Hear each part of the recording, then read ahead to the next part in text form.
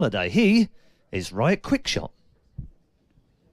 Thank you very much, Paula. A glorious intro for you, QuickShot, and I gotta say, also a glorious beard. It's not quite Joe Miller levels, but I'm trying. It's actually for men's health awareness for testicular and prostate cancer. So if you're a dude and you're watching the stream and you don't know what those words are, Movember.com, go check it out. I'm trying. I gotta say, great cause, and it looks great, so it's like two birds with one stone. Now, seriously, of course, we saw you, lad, during the World Finals. Did a fantastic job there at the analysis desk. What have you been up to? Since World Finals, the rest of October was like vacation time for most of the esports department at Riot. Just chill, relax, clear, our heads and everything. But November's been a lot of talking and planning for the upcoming promotion tournament, Battle of the Atlantic, and planning a lot for the 2014 season, which is coming up, and just a lot of talking, strategizing, how to improve ourselves, how to improve the show, things like that. Yeah, now I have you here. Small talk is amazing, but I'd like to pick your brain, of course. We just come off the final of NIP versus the Copenhagen Wolves in that amateur tournament. And is there anything specifically that you've picked up from that final or the tournament in general? So the first thing is that a lot of people expected NIP to be victorious. They were the clear favorites going in there. Everybody knew the strength of the Copenhagen Wolves, but maybe not too many people outside of the Wolves themselves expected them to win it. And, they took down SK Gaming yesterday convincingly. They took out NIP in Game 2 convincingly. In Game 1, it was pretty clear as well, albeit at a slower pace. And I think every other team that has to face them in the upcoming promotion tournament is going to be terrified. Absolutely. Deficio just said it. We are not going to pick the Copenhagen Wolves, and I can just feel that SK Gaming and MYM will feel the same if they are able to choose them, of course, because they are in the qualifier for that spring promotion tournament with H2K Gaming and Salad Tomate, Union, and TCM, and two other teams that are left to be determined. But do you feel, as we've said and as NIP has said, that we are not going to show anything here, but does it not show enough if you can't even win this final? I'm going to be very honest. I think that's a bit of a cop-out. I don't think that's a legitimate excuse. You're playing 3.13. You're playing a patch that has just recently, been outdated with 3.14 coming out this week, where we haven't confirmed any specifics for the promotion tournament, but you can expect that in the next month, the game's going to change. And not holding strats, not holding things back, what's really going to change? Especially when you consider that SK Gaming and NIP, they get to pick their opponents. They get to decide which team they want to face. And MYM may get left playing against Copenhagen Wolves, if nobody else touches them. Absolutely. I can't wait for that tournament. And of course, we also had the pro tournament. We're still going to have the final, Fnatic versus Gambit, which also means that EU is victorious here because the two EU teams and the NA teams have lost against the EU teams here again. Does that spell anything out for you, or? So it's a little bit of a difficult one to read because both series were fantastic, but for very different reasons. Let's talk about Fnatic CLG first.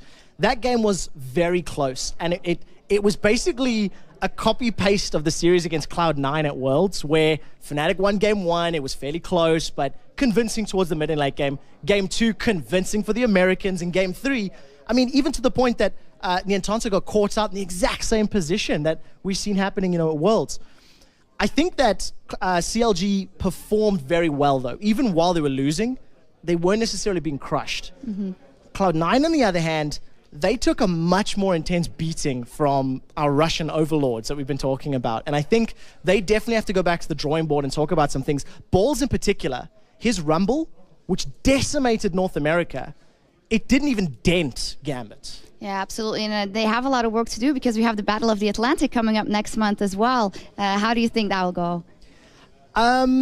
I like it. I really like it because one of the things that happened when we announced Battle of the Atlantic, a lot of people were almost sad. They were like, oh, we've seen these matchups before. It's Fnatic Cloud9. We've seen Gambit Vulcan, which is now XDG. We've seen Lemon Dogs TSM, which are the matches that's coming. But this is why I like it, because now after seeing these games and after seeing these grudge matches, Cloud9 now gets a chance to redeem their world's loss, and Vulcan gets to try and smash Gambit again like they did the very first time they played. So a lot more bragging rights. Look, EU's the best. We've proven it again as a region. You might do And good at All-Star, but they've got to defend it again. You know, it's about a month away, and there's very high profile matches going on. yeah, it's all in good fun, of course. It's going to be an amazing tournament there, and those bragging rights are important. We should not beat around the bush.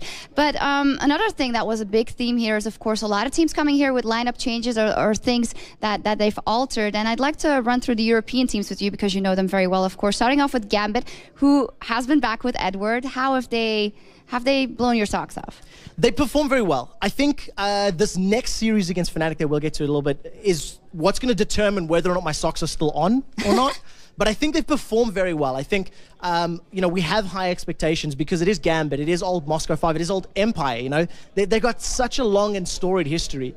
I think that if they can beat Fnatic in this series, it's definitely looking up for them. But they were always hovering in the fringe. They've always been in the top 3. They just weren't necessarily as dominant as last year. And what about the changes to Fnatic or, well, the return? Well, Fnatic's the return of Reckless. I mean, Reckless has been with them. If anybody's followed them on social media or their events, Reckless has been traveling with the team often. He goes on the road shows with them. You know, whenever they had events that were in sync with the amateur team, when he was playing with Copenhagen Wolves, they were there. They were in attendance, you know. So this is just returning to it. And I'm happy you mentioned both of these rosters because they're the only two that have basically cemented their rosters for next year. That's 2 out of 8 teams. Yep.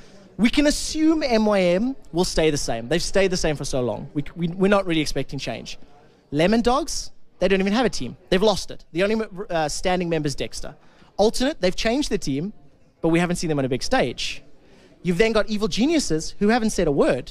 We haven't seen or heard anything from them. Who am I missing next Alternate. now? Alternate, for example, we mentioned, touched on them. SK Gaming, they've subbed out and moved all of their rosters around. The fact that they got knocked out in the first round, are they going to stay? Are they going to swap again? You know, what's the next question? And of course, NIP, they still have to re-earn their spot going into the promotion tournament as well. Yeah, absolutely. What are your thoughts on the fact that because of the high level of games that are played in the LCS and the high stress on the players to perform, that this swapping out happens and fairly serious as we've seen now? Is that something that you like? You like to see those new faces in there? Or? So it's hit and miss. It depends on what the cause of the swap is. If you were doing it to apply a band-aid on, you know, a team or a player that is underperforming, I don't think that's the best intention, because trying to apply small little stitches to an open wound is not going to be a right fix. I think if, however, you make decisions like Evil Geniuses did with Shaka during the course of the summer split and said, look, we need a new jungler who's maybe a little bit more hungry, who's a little bit more in tune with the game right now, that makes sense to me. So, you know, the NIP swap is massive. That's a big, big change because the entire team's different. It hasn't worked out. They couldn't even beat Copenhagen Wolves, who have next to no LCS experience. And I mean, Copenhagen Wolves, they've taken down SK, MYM recently, and now NIP. You know, that's terrifying for a team that's all 5 members have been on the highest level of European League of Legends. Absolutely. There's a lot that we have learned of this weekend. And of course, we have a finger-licking good final coming up. Fnatic takes on Gambit Gaming. I can't wait. What do you think? They both look really strong, yet Fnatic dropped the game. So the one thing I want to talk about for this particular matchup is it's one that's been heavily in favor of Fnatic for this last year. You know, Fnatic, it was the final of the spring split. Fnatic managed to pull out 3-2. During the course of the summer split, if I recall correctly, Fnatic went 4-0 against Gambit and, you know, didn't drop a game. And it's been the Fnatic story. But I think the hunger is back for Gambit. I think, you know, Intel Extreme Masters has always been a Gambit event. They've always shown up. You know, they've always turned the pressure on when they needed to. And I think as long as they continue playing the way they did earlier, Fnatic may actually not pick up the series. You're going with Gambit? I think so. Oh, you're having a hard time deciding. No, I do have a bit of a tough one, you know, predicting this one, but I think that my gut's telling me Gambit just wants this one more. You know, Fnatic are still riding high. They did well at Worlds. You know, they placed in the top 4. They just fought really hard against CLG, but they haven't needed to prove themselves quite as much as what Gambit do, especially now with the return of the prodigal son. You know, now that the prince is back, they want to reclaim the title to the throne, and they have to take down Fnatic to do it. I mean, summer and spring split champion, Gambit has to pull out all the stops here. Let's hope that we get 3 great games. Thank you very much for your insights. Enjoy the game. Your